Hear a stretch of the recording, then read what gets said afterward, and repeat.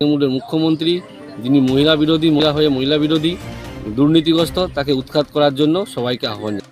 আপনারা দেখছেন বাংলার আওয়াজ। ঘাটালে মাতৃশক্তি আরো মজবুত করতে ঘাটাল বিধানসভার বিজেপি বিধায়ক শীতল কপাট একটি মাতৃশক্তি কর্মসূচি অবলম্বন করেছেন। আগামী দিনে ঘাটালে মাতৃশক্তি কর্মসূচি আরো জোরালো করা হবে বলে জানা যায়।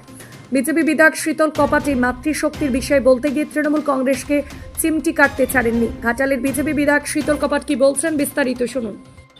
আজ ভারতীয় জনতা পার্টি ঘাটাল বিধানসভার ডাকে মহিলা সম্মেলন, কারণ পশ্চিম বাংলায় সর্বত্রই মাতৃশক্তি ধর্ষিতা হচ্ছে, অপমানিত হচ্ছে এবং সম্মানহানি হচ্ছে, যার জন্য ওরা পশ্চিম বাংলার মাতৃশক্তি জাগ্রত হয়েছে। এই ঘাটাল বিধানসভার মাতৃশক্তি জাগ্রত হয়েছে।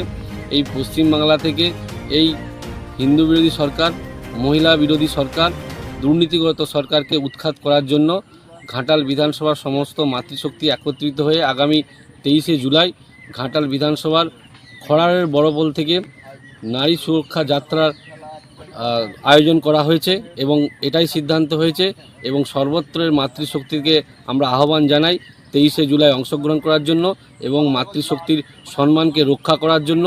এই রাজ্য থেকে এই তৃণমূল সরকার, তৃণমূলের মুখ্যমন্ত্রী, যিনি মহিলা বিরোধী এবং দুর্নীতিগ্রস্ত, তাকে উৎখাত করার জন্য সবাইকে আহ্বান জানাই। ঘাটাল থেকে নকিবুল ইসলামের রিপোর্ট, আপনারা দেখছেন বাংলার আওয়াজ।